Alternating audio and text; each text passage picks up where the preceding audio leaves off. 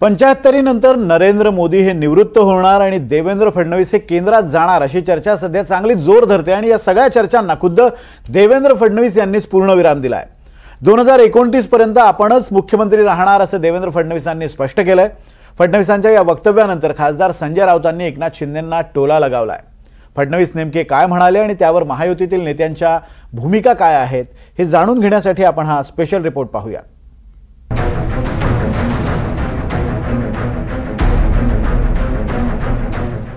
देवेंद्र फडणवीस दिल्लीत जाणार।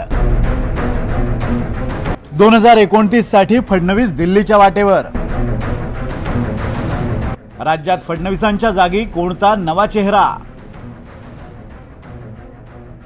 या सगळ्या प्रश्नांची उत्तरं खुद्द मुख्यमंत्री देवेंद्र फडणवीस यांनी दिली आहेत। मुख्यमंत्र्यांच्या वर्षा निवासस्थानी दिवाळीनिमित्त आयोजित केलेल्या कार्यक्रमात बोलताना फडणवीसांनी स्वतःच सगळ्या चर्चांना पूर्णविराम दिलाय। राज्याच्या मुख्यमंत्री पदावर 2029 पर्यंत मीच कायम राहणार। सत्ताधारी आघाडीत कोणताही बदल होणार नाही।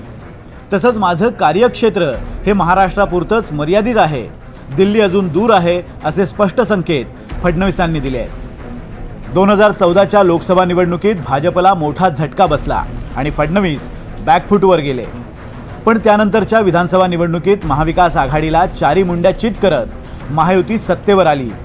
पण मुख्यमंत्री पदाच्या कार्यकाळाला 1 वर्ष पूर्ण होण्याआधीच फडणवीस केंद्रीय राजकारणात सक्रिय होणार अशी चर्चा जोरदार रंगू लागली। त्यावर खुद्द फडणवीसांनीच आपण राज्यातच राहणार असल्याचं स्पष्ट केलंय। इतकंच नाही तर भाजप आणि एकनाथ शिंदेंच्या नेतृत्वाखालील शिवसेना तसंच अजित पवारांच्या नेतृत्वाखालील राष्ट्रवादी काँग्रेस पक्षाच्या महायुतीत कोणताही फेरबदल होणार नाही। नवे भागीदार येणार नाहीत आणि विद्यमान भागीदारांची देवाणघेवाण सुद्धा होणार नसल्याचं फडणवीसांनी सांगितलंय। दरम्यान दोन्ही ठाकरे बंधू एकत्र येण्याच्या चर्चांवर बोलताना फडणवीस म्हणाले, मराठीच्या विषयावर आपणच 2 भावांना जवळ आणलं असं वक्तव्य राज ठाकरेंनी केलं होतं, हे आपण कौतुकाच्या रूपानं घेतो असा पुनरुच्चार फडणवीसांनी ठाकरे बंधूंच्या युतीसंदर्भात बोलताना केला। तसंच कोणतीही तिसरी व्यक्ती पक्ष फोडू शकत नाही, फक्त महत्त्वाकांक्षा आणि अन्यायामुळेच पक्ष फुटतो असं म्हणत फडणवीस पुढे म्हणाले की मला आशा आहे की मतदानानंतर सुद्धा ठाकरे बंधू एकत्र राहतील। दरम्यान 2029 पर्यंत मुख्यमंत्रीपदी आपणच कायम राहणार असल्याचा दावा फडणवीसांनी केल्यानंतर खासदार संजय राऊतांनी एकनाथ शिंदे यांना टोला लगावलाय। शिंदे मुख्यमंत्रीपदासाठी गुडघ्याला बाशिंग बांधून बसलेत, पण फडणवीस शिंदेंच्या बंदोबस्तासाठी समर्थ आहेत असा टोला राऊतांनी लगावलाय। याचा अर्थ असा आहे की जे गुडघ्याला 2-2 गुडघ्यांना बाशिंग बांधून फिरतायत, मिस्टर शिंदे, त्यांच्या स्वप्नावर त्याने पाणी फेकलेलं आहे। ते जे म्हणत होते की मी फडणवीसांना दिल्लीत पाठवीन, तुम्ही कोण पाठवणार दिल्लीत अस्थिर होणार आहे भविष्यामध्ये। मी यांना दिल्लीत पाठवीन, मी त्याला दिल्लीत पाठवीन, मी त्याचा बंदोबस्त करीन।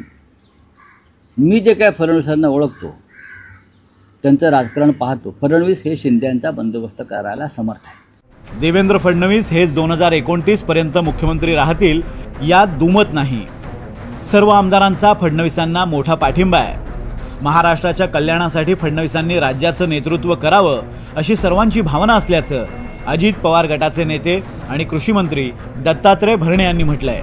तर दुमतच नाही, आज राज्याचे मुख्यमंत्री देवेंद्र फडणवीस साहेबांना खूप मोठा पाठिंबा सर्व आमदारांचा आहे। महायुतीचं सरकार आहे आणि महाराष्ट्राच्या भल्यासाठी, महाराष्ट्राच्या कल्याणासाठी देवेंद्र फडणवीस साहेबांनीच या राज्याचं नेतृत्व करावं अशी आम्हा सर्वांची एक त्यांना म्हणजे आपण म्हणतो ना त्यांना की सर्वांच्या आमच्या भावना आहेत। आगामी स्थानिक स्वराज्य संस्थांच्या निवडणुकीत भाजप पुन्हा एकदा क्रमांक 1चा पक्ष होण्याच्या तयारीत आहे।